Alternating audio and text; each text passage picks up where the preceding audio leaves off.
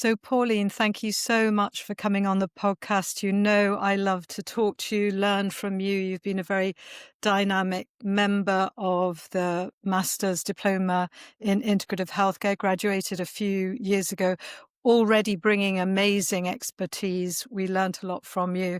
I've been really excited watching everything happening for you. I use your books regularly. I recommend them. Yes, why does integrative medicine matter to you? That's a great question. I think it's such an interesting concept to stop working within our lane and to accept that we have a certain amount of knowledge, but then when we bring other areas of knowledge together and intertwine those knowledges, that we have so much more power and ability to help people on their health journey. And so learning to intertwine various professions and not seeing things so reductive, but in this integrative manner is a really powerful way of approaching healthcare.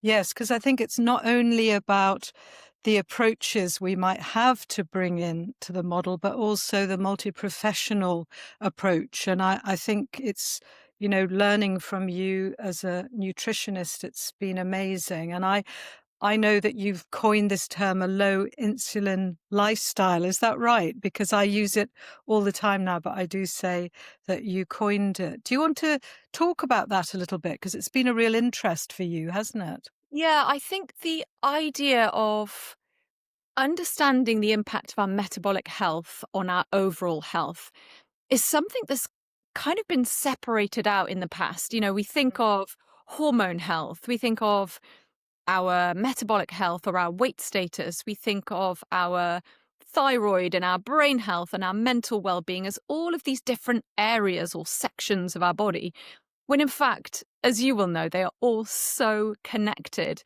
And much of the problems we have with chronic illness and even our hormonal journeys can stem back to issues with our metabolic health and particularly insulin resistance. And insulin resistance is very much a diet and lifestyle issue.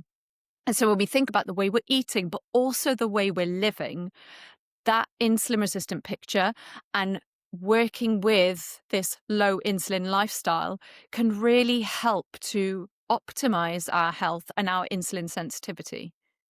I know, and I've been on my own personal journey, which has actually taken a long, long time for me to fully understand insulin resistance and how it was playing out. I was being told, oh, your cholesterol's going up, your blood pressure's going up. Couldn't lose weight around my middle, but no one was kind of bringing it together for me. And in fact, I know that you'll be joining us for teaching the medical students Let's Go Keto, but learning, how low can you go with carbohydrates has really helped me. Not that I live with a keto diet all the time, but I know what that feels like, what it does to my body. And all of this was as I went through the menopause. So I think you're going to help us a bit about women's health and just understanding some of these transitions. Yeah, I think what's really key to recognize, especially for women, is carbs are not the enemy. Carbs are not bad. It's the overconsumption of carbs and the over reliance on carbohydrates that can start to cause problems. And as our metabolic health, well, initially as our hormonal health starts to shift, that landscape changes from our late 30s to our early 40s, and our carbohydrate tolerance can radically shift. Now, estrogen helps to shunt the glucose from your blood into your cells. So as we lose estrogen, if we're already insulin resistant, i.e., we're not effectively moving that glucose into the cells, as we start to lose estrogen, it can be a really impactful time of a woman's life. She can start to really notice weight gain because when insulin levels creep up, it essentially blocks fat burning. It encourages fat storage. And then the cells are becoming underfueled, so our brain fog can kick in, our persistent hunger, fatigue, because the muscles aren't getting fueled. All the various cells around the body are reliant on this constant supply of fuel. And so when we start to see estrogen not just as a sex hormone, but also as a metabolic hormone, we can start Mm. to understand its role in carbohydrate metabolism, energy to those cells, and how we really want to start to adapt the way we see food and eating patterns to that shift in our sex hormone landscape. Yeah, and it's so relevant what you're saying. It's, as I say, it's taken me years to try and understand. The science has been evolving, but just this week, swimming, I felt young again. I felt that energy coming into my body. And it's so attractive to have more energy that it then drives my food choices, as you say, not about no carb, but just understanding the carbs that might just re-trigger that insulin insensitivity. I love that you've said that. I truly do, because the thing that is so difficult for many women in this stage of life is it takes mental energy to make these changes. Mm. And when you're lacking in mental energy, and often serotonin and dopamine can be low during this period also, there's a reason for that. One being that we can have a bit more inflammatory, an increase in our inflammatory levels due to the fact that estrogen and progesterone are anti-inflammatory. So we know as we lose these anti inflammatory sex hormones, our inflammatory levels can go up. This increase in inflammation impacts our neurotransmitter production. It increases the serotonin production. It increases our motivation hormone, dopamine production. Also, our brain is reliant on a constant source of fuel to make these neurotransmitters, to have great mental clarity and energy. And we know that starts to dampen down also as we're going through this period because of either the insulin resistance or the lack of our mitochondrial function. Unfortunately declines as we age because we have less mitochondria and therefore less energy being produced. So there's this kind of situation that means we have less brain energy. Now, one of the easiest ways to increase your brain energy is fasting. Because Mm. as we get into this intermittent fasting picture, we start burning fat for fuel. And fat for fuel as an energy releases ketones. And ketones don't need a transporter to get into the brain cells. They're literally pushed into the brain cells. And so you start to find you've got increased mental clarity, increased brain energy. And as you rightly noted, all of a sudden you've got more energy to make those better decisions around exercise and what you want to eat and getting out for your morning daylight and feeling good about yourself as well, which is such a key component of making good decisions for yourself, is feeling good about yourself. And you know that I've spoken on my LinkedIn about this rush to HRT, and you're talking about, estrogen and progesterone reducing inflammation. It is scary when you wake up and you've got these things called distal metaphalangeal joints that mine started to ache. And then I found that fasting has taken that away. So again, I know the menopause is scary, but I guess both Pauline and I are interested in just saying, look, there's lots we can do, lots to understand.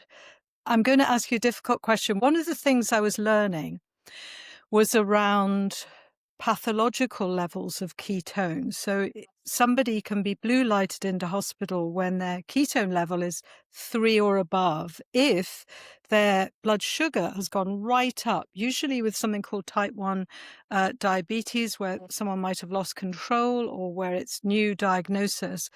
What I learned recently is your ketones can safely be up at 4 with a prolonged fast as long as your glucose is in the normal range.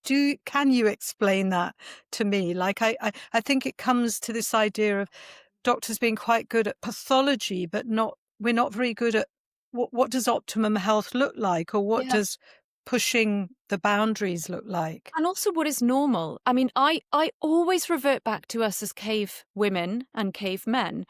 And our genes, our body, our DNA, us as beings, we are designed to go for a number of days without fuel, without eating. Mm, If we didn't have this dual fuel system, we would be we wouldn't even be here right now talking. We would have perished many, many, many, many, many millennia ago, because Mm.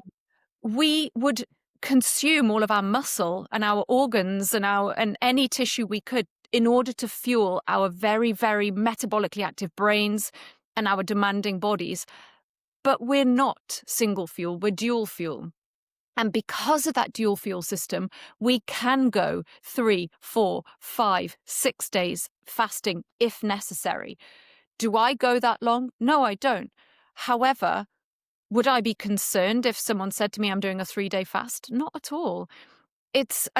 I actually don't measure my ketone levels. I never have. What I measure more, I don't weigh myself, but I'm very interested in body shape.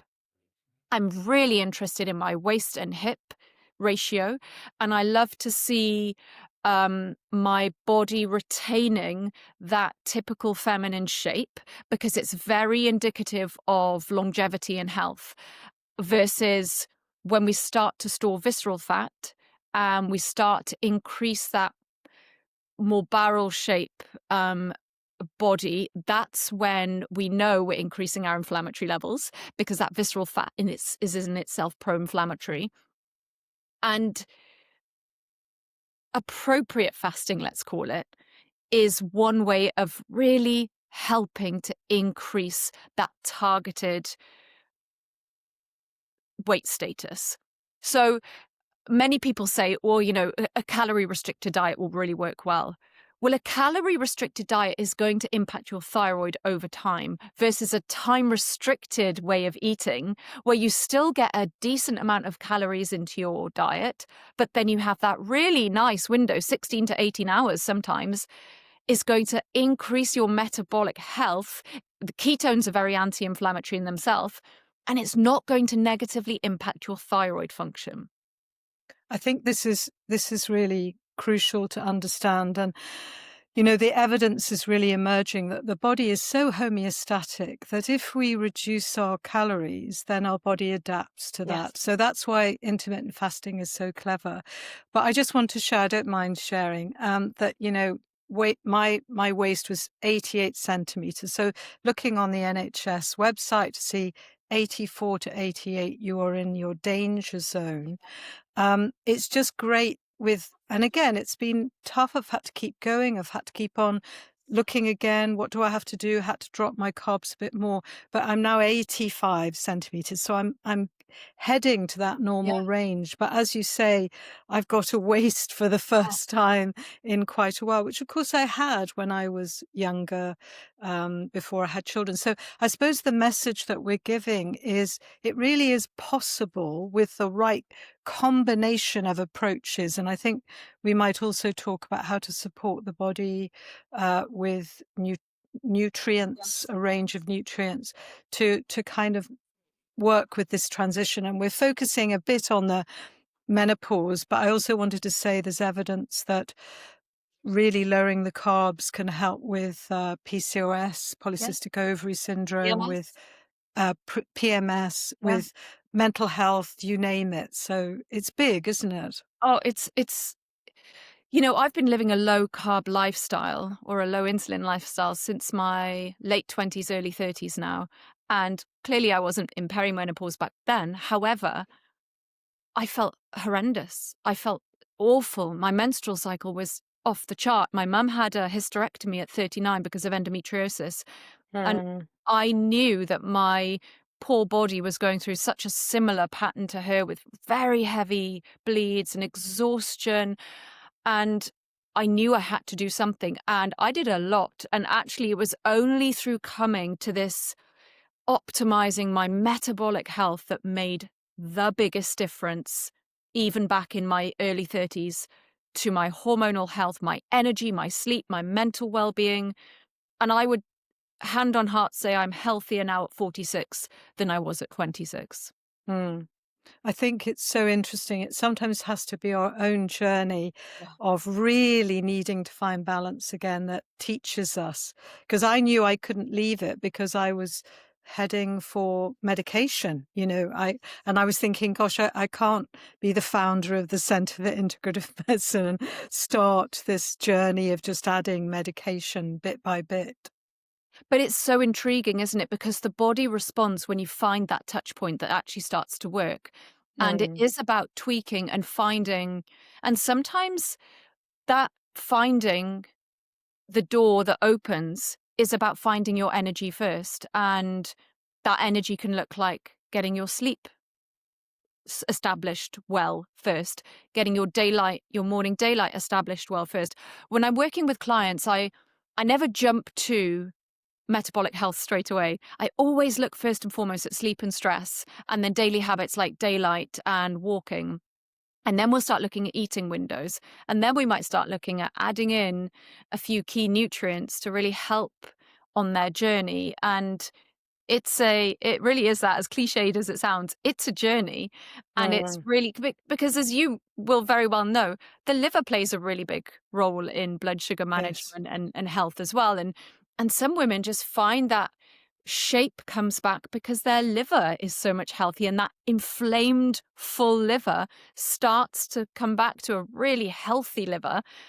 And that can radically change not just their blood sugar and their cholesterol levels, but also their body shape. Yes, and I'm an ode to brassicas. You know, I've always loved broccoli, kale, whatever, but I'm now adding things like sprouting, cress, which egg Yeah. and cress, that lovely balance there of your protein and your fat.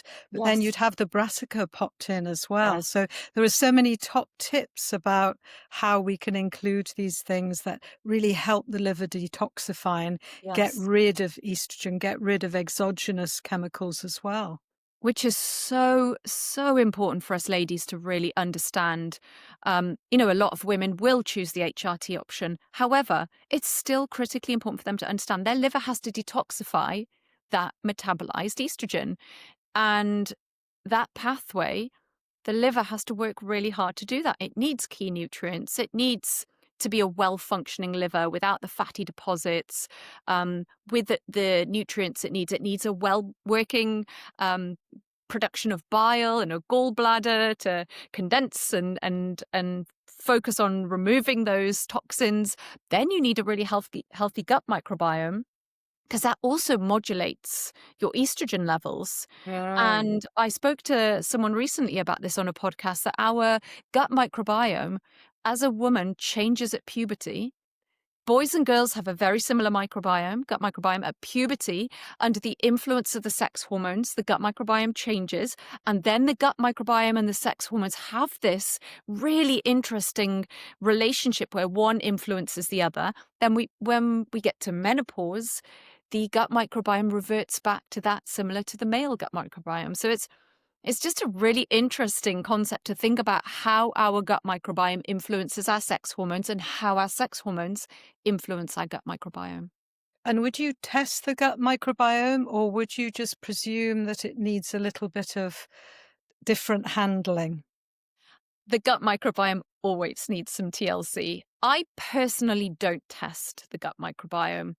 I I very much focus on the integrity of the gut lining. I think it's such an underrated area of healthcare to not look at. The term that many medics hate, which is leaky gut. Mm. However, that leaky gut is responsible for a great deal of systemic inflammation, endotoxins, and bacteria and undigested food entering into the bloodstream and poking at the immune system and causing this systemic inflammatory reaction. Now, when we look at continuously supporting the integrity of the gut microbiome, which does come with a healthy gut microbiome, but it also comes with looking at the foods we're eating, the alcohol we may or may not be consuming, um, the polyphenols we'll get from our dark berries, pomegranates, cranberries to support key bacteria like Akkermansia muciniphila, which produce a lovely film, like a mucous membrane to help it to support the integrity of the gut lining. The integrity of the gut lining requires short chain fatty acids to help to create that nice strong barrier, which again comes from the food we eat and the bacteria producing these metabolites. So I think sometimes we can overcomplicate a situation, Mm. particularly the gut. And really, I've seen incredible results for my clients where they've just gone, okay, I'm eliminating wheat. I may eliminate a few more grains, but I'm eliminating wheat, which is highly sprayed, and the gluten within wheat is known to upset the integrity of the gut lining. I'm eliminating alcohol for a period of time, which I love it when they do that, because they do it for 8 weeks and they're like, I'm never going back to alcohol. I feel so good off alcohol. Um, they may really cut down on that ultra processed food. And then they come back and they're like, my migraines have gone, or that swollen ankle I've had for 6 years has disappeared. Isn't that strange? And you're like, well, not Mm, really, because so much of the inflammation we experience in our body comes from the gut. So yes. Yes, it's and it's an interesting It concept. it's so important because a lot of these terms were regarded as alternative or Yes. in the world of the nutritionist, and now it really is mainstream, the idea that the gut can be leaky in these tight junctions that you've described. And also maybe for some of our listeners to understand that the menopause is also a time sometimes where women will develop autoimmunity like thyroiditis and inflammation of the thyroid gland. Again, thinking about what's going into our bloodstream through our gut can be a really important way to get out of that inflammation and that overstimulation of the immune system. Absolutely. And you've touched on thyroiditis there. I think thyroid health is hugely underlooked as well. And sadly, in our current medical system, it tends to be quite simplified. It's tested. If your thyroid stimulating hormone levels are normal, you're considered healthy. And the reality is, and I would say this to anyone listening, male or female, assume your thyroid needs some TLC. Assume it needs looking after, because the thyroid is really the fire, the engine of a lot of the systems in your body. And there's actually something called T3 syndrome, which is highly linked to depression. So in our T3 levels, which is the bioactive, the active thyroid hormone. So you've got your thyroid stimulating hormone, which is a message from the brain, and then the thyroid produces the thyroid hormones, which then become activated in the body. And the T3 element is the bit that we very rarely look at when we're testing for our thyroid health. Now, low T3 is very linked to depression. And so when we think about our thyroid, we want to be thinking, okay, what impacts our thyroid? For women, we know that high estrogen and very low estrogen, inflammation, stress, um, poor nutrient intake of iodine and selenium and iron and magnesium and zinc. And so if we start looking at feeding ourselves to look after our thyroid and looking after ourselves to optimize our thyroid function, we'll have more energy, we'll have more flame behind our metabolic health, and we'll have more of that brain fuel that is so important for us. As our thyroid, you rightly mentioned, we are much more prone to autoimmune conditions, particularly as female, but particularly in that perimenopausal period.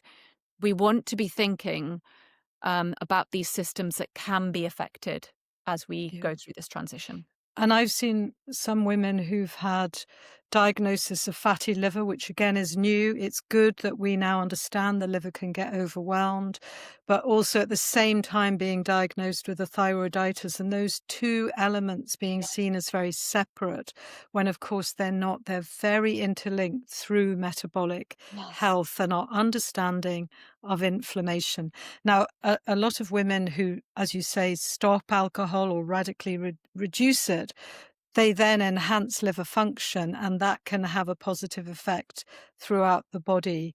But I feel in the new world of prevention and optimizing health, preventing illness, optimizing health, we should also be allowed to push a bit. Well, what about my thyroid Right. autoantibodies? What are they, even if my TSH level is normal? Because in a way, you want to get there before that TSH Absolutely. dysregulates. Absolutely. And I don't know how you feel about this, Elizabeth, but I feel that women are taking control of their own health much more now than in any other time I've experienced. They're more knowledgeable. They come armed with information that they've been researching themselves. They have a better desire to make decisions for themselves rather than just be told what to do. And I'm all for that. I think advocating for your own health, regardless of whether, you know, my option of, hey, let's try low carb versus, no, I want to go plant-based high carb. I think having that choice that you are making for yourself is so, so important. And the knowledgeable consumer, as we'll call her, is coming to me and to health food shops and to doctors and sitting down and saying, no, I believe that this is what's going on. And I think there should be a collegiate relationship rather than that hierarchy of, I'm going to tell you what's the problem rather than you're coming to me and seeking my guidelines and options to. I so agree with that. And I believe that women are really pushing now, not always getting the response they hope for. And I was saddened to hear one woman who was given a prescription for an antidepressant almost within 5 minutes of actually describing some of that mood change in the menopause. But I just want to say that one of my LinkedIn, I was talking about integrative medicine, and I just got a response saying, I like the word collaborative medicine. And I thought, you know what? I really love it, but I can't change our name at the moment. But collaborative medicine, that surely is the medicine of the future. I think collaborative is an incredibly powerful word because Mm. ultimately that's what it is. We are collaborating with our health practitioner. We're collaborating with our bodies as well. And I think the more Mm. women understand their body, and this is what I'm truly passionate about, is not necessarily saying to women, here's the answer. It's helping them to understand their bodies and Mm. therefore empowering them with the knowledge to make great decisions. And I think so many women feel bad about themselves, feel like they're in this period of change that can be really, it's challenging enough going through this hormonal landscape. But when it starts to hit your self-confidence and your feeling of who am I feel so different to the person I was 10 years ago. That's a really challenging transition to go through too. And so I think really helping women to understand the hormonal changes, the biochemical changes going on in the brain, the changes in the neurotransmitters, how those are linked to our sex hormones, the changes in your metabolic health, and how you can work with those as opposed to getting frustrated and upset and angry that your body's changing and it feels out of your control. Yes, and it can be scary to age. I've just hit 62 and, changing the shape of my face and all of these things. And it's like keeping that confidence, I think, relates to keeping vitality, because if you're feeling vital, you can feel youthful. And just to say, you mentioned circadian rhythm.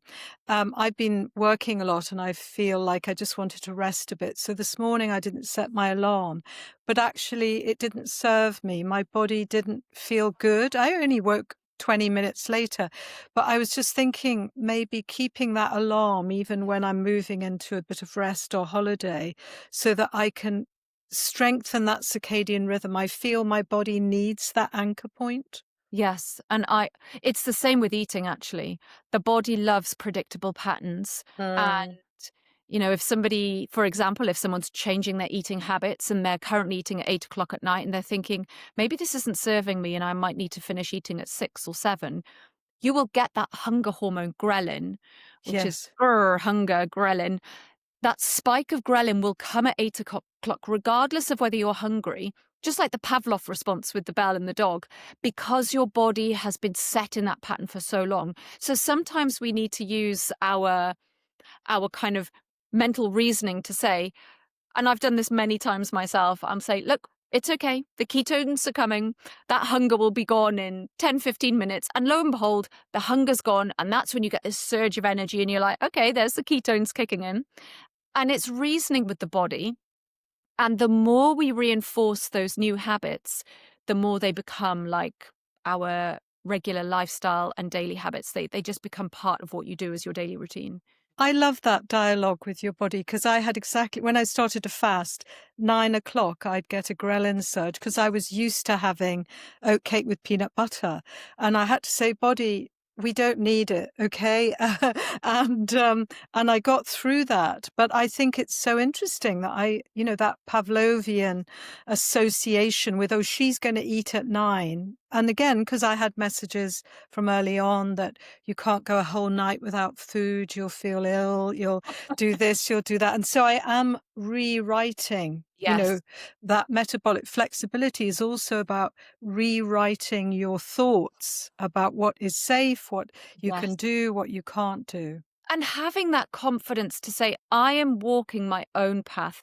I've lost friends, I've lost social invites over the changing habits that I've developed over the years. I don't drink anymore, so now I tend to socialize with people who understand that and welcome that. I don't like to eat too late at night, and most people I know get that also. And that mindset, and I say this to a lot of the clients I work with, make it a choice. Say to yourself, I'm choosing not to have that. I'm going to a barbecue. I'm bringing my apple cider vinegar and my sparkling water because this is what I'm choosing for me. It's not that I can't have the bread rolls or I can't have the alcohol. I'm choosing this because I want to choose energy and health and vitality. And so when we change our use of language from can't and mustn't and shouldn't to I'm choosing and I'd love this and I want this and I'm curious and I'm excited. It changes something from a pain to a pleasure, which our brains are constantly seeking out and trying to decide upon. And I've been using that in my work-life balance. I've been saying, I choose to go to this conference rather than, oh, another conference, I can't do it. And I feel myself aligning behind my choice. Yes. And guess what? I've got more energy at the Yes. conference. Do you see what I mean? Yes. It is absolutely about changing, that script about what Yes. you can't do, as you say, all the shoulds and haves and musts. And I feel like that's part of the wisdom we gain as we get older. And I'm so excited about the age I'm at now. I feel like every decade is getting better, and as we get older, it's a privilege to have that wisdom that we're gathering and that interest in how we can work with our body and see what it's capable of, push the boundaries a little bit. And I think we limit ourselves far too much with age. I think our bodies are extremely capable and extremely adaptable.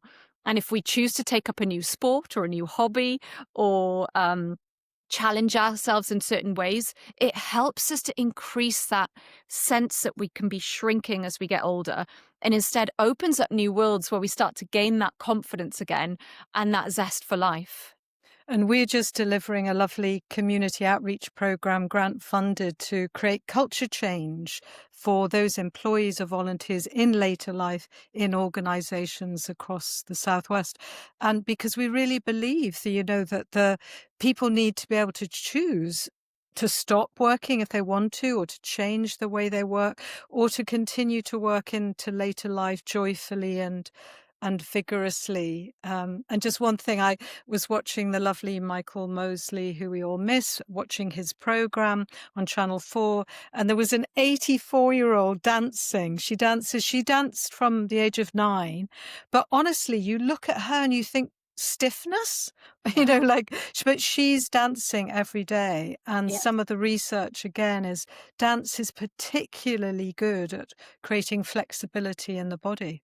And that movement, that liberation, that lack of self-consciousness that we can sometimes start to embody as we lose a bit of confidence. Movement's so powerful, and particularly with with music, sorry. And, Oh. I was in France recently on a break, and one thing I noted about the French women, particularly the older generation out there, was they all walked and cycled and looked so healthy. These are women in their 80s and 90s cycling along on the seafront. They're in the sea in the morning, doing their cold water swims and then walking around back up to the promenade. They value real food, and they put a very strong value on the culture of eating and what real food looks like. And it just struck me as such a powerful culture to create around seeing food for what it does and not just as a fuel. It's building us. It's building every cell in our body. It's fueling our mental energy and our peace of mind. And that movement complementing it so much, being out walking in the mornings, being out cycling, being physically active, socializing with one another. These are all the pillars, the foundations of good health. And they're a great example of a nation who do it so well. Yes, I agree. And things that encourage balance, like yoga, like Tai Yeah. Chi, but cycling, you need confidence and balance. And Yeah. also you need society to value what you're doing and so allow roads that, aren't scary. I'm very aware of this in Bristol as a cyclist, that I feel that women in particular don't cycle. Yeah. And we need to have safe spaces, safe environments where we can feel like we can move around in a more healthy way. Yes. Mm. Absolutely. Yeah. And women coming together for group walks, even walking with a friend. I meet up Yes. with my friend twice a week purely so we can move together, walk, talk, hill walk, go get a coffee, have another walk. It's all part of what helps us as women to connect. It makes us what we are. The female energy is one that very much needs that female connection to share and my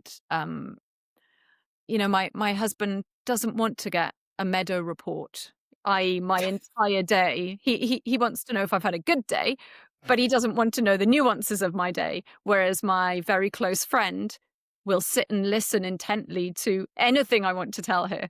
And therefore that community, that sense of connection comes in very different forms, from my dog, from my husband, from my best friend.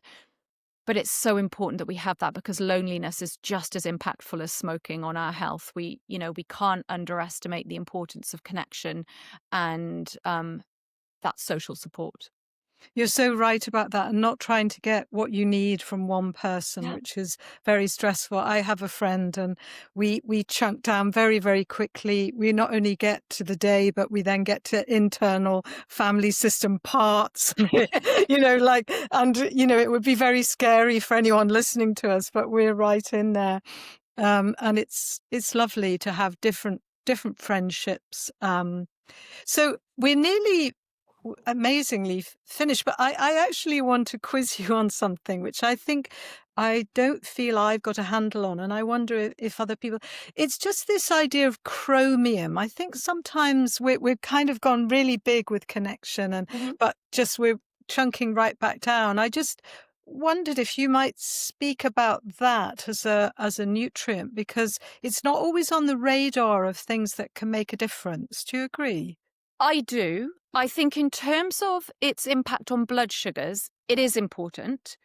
Um, and I think when we're looking at things that really move the needle, there's a hierarchy when it comes to particularly metabolic health and blood sugar balance, which chromium it is helpful for.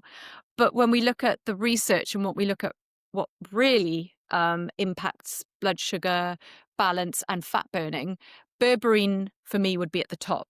And Mm. berberine has some very good research on its ability to significantly impact your blood sugars if you take it before a meal, and it can impact or increase fat burning.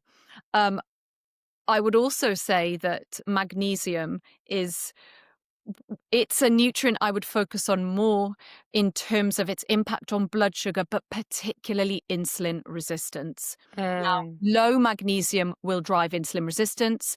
Insulin resistance will further drive magnesium deficiency.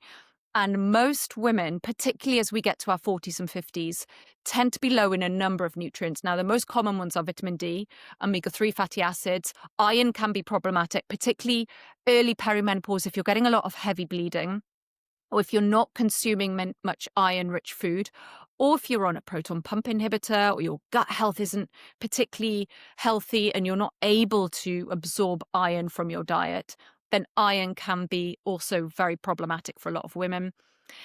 And so when I'm looking at metabolic health in terms of nutrients, the number one needle mover for me would be magnesium. Magnesium-rich foods.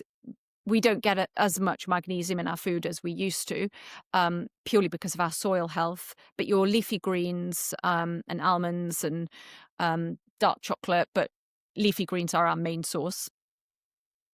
But I would always say to a female, particularly one who's not on HRT, use magnesium as your HRT support, your alternative, because it helps to, where progesterone helps to increase GABA, which is our calming neurotransmitter, magnesium helps to upregulate GABA. So you're supporting that calming element that progesterone provides with magnesium, but you're also supporting the ability of the glucose to get shunted into your muscle cells, your brain cells, your liver cells. And so that insulin helper is there through magnesium also, which chromium is also helpful, but so many people are deficient in magnesium because magnesium becomes depleted with stress, with inflammation, with poor dietary intake, with gut health issues, with medication, commonly taken medications. So it's about looking at what moves the needle. The other thing I would really love to mention here that I've noted recently is women taking creatine. Now, creatine has an extraordinary amount of research exploding at the moment, not just for muscle health, but for cognition and brain health, and particularly brain energy. So I think it's for anyone who's kind of at the beginning of a journey where they're just feeling like, I've just not got the energy or motivation. You might want to be looking at, how am I going to increase my energy? Time-restricted eating is really great as one point because you're increasing ketones. But you may just want to supplement 5 grams of creatine every day because that's been shown to help with your brain energy, with your muscle building. It helps with serotonin production, dopamine production, because these all need energy in the brain to actually make them. And it has been shown to significantly help women with their hormonal health journey. And so those who are not going down the HRT route, like myself, I want that creatine for my bone health, my muscle health, my brain health, my cognition, my protection against Alzheimer's.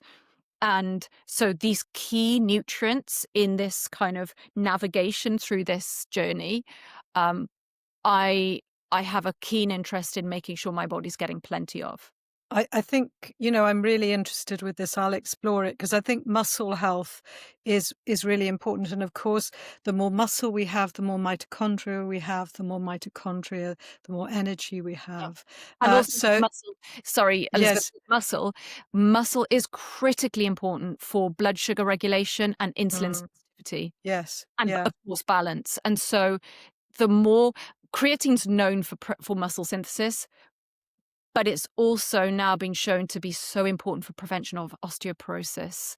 And creatine's intrinsically involved with ATP production. And when we think of Mm. those very metabolically active tissues like the brain and the muscle and the liver and the pancreas and the digestive system, they all need ATP. And we use 2 to 4 grams of creatine every day. So just to maintain that level, and the source of creatine, the most nutrient dense source of creatine is red meat and fish. And so if we're Mm. not getting creatine from our diet, we absolutely want to be supplementing it.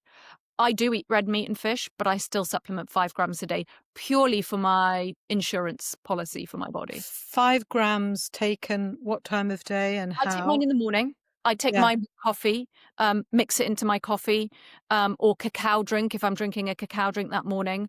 And one thing to note on creatine is a lot of creatine comes from China. You want to look out for creatine monohydrate as the compound. 5 grams should be 5 grams of pure creatine, not 10 grams equals 5 grams. It shouldn't have bulking agents or fillers. And if you look out for the trademark Crea Vitalis, that's Crea Vitalis, that shows that it's been made in Germany, which is the highest quality creatine you can get. Okay, that's really good advice. And what time of day would you take your magnesium? Always at bedtime. I take a Yeah. magnesium biglycinate, that's 2 glycines attached to a magnesium biglycinate at bedtime. For me, I take 300 milligrams, but for someone else, 200 might be enough. The research shows us that we need 550 milligrams to help protect our female brains from neurodegeneration. So clearly that's supplemental and dietary. But for me, 300 milligrams is the sweet spot. I sleep incredibly well on that and I wake up energized. Wonderful. And I just would pop in vitamin B12 as well in terms of those proton pump inhibitors like omeprazole or lansoprazole. So many of us are taking it. I managed to wean myself off many years ago with a whole range of things like meadow sweet and lemon juice. And it's quite important, if you can, get someone to support you to come off them, because when your body's not got enough acid, it doesn't absorb the things it needs to absorb. So You're that again is another issue, isn't it? Yeah, our stomach acidity is our first line of defense. So, firstly, we can get gut infections, gut bacteria that shouldn't be there. Secondly, it's critically important for absorbing nutrients within our diet. So, we need a very acidic stomach to absorb zinc and iron and B12. And if we don't have, ironically, if we don't have that pH 0 to 3, the sphincter at the bottom of the esophagus opens and that's when the acid tracks up. So often, not always, but often when we're getting reflux and heartburn, it's a sign of low stomach acidity, not too much stomach acidity. Yeah, which is why apple cider vinegar can sometimes help. Anyway, I have a sense that we could do a whole session together, a whole podcast on stomach pH and balance. Do you want to tell the listeners about your books? Is there another one coming out? Where are you with all of that? At the moment, I just have the two. One is Primal Living in a Modern World, which is sort of your A to Z of gut health, liver health, blood sugar balance, and how to live in this modern world but still thrive. My second book is Hungry Woman, Eating for Good Health, Happiness and Hormones, which is very much targeted towards the female from her teenage years right through to postmenopause. And I'm active on Instagram with my handle of Pauline J. Cox. Great. And we'll put all of that in the show notes, guys. But Pauline writes so clearly, so well, you'll feel like you really understand things that have been confusing. So, Pauline, thank you for all the work you do. Thank you. Thank you so much. Thank you, Elizabeth.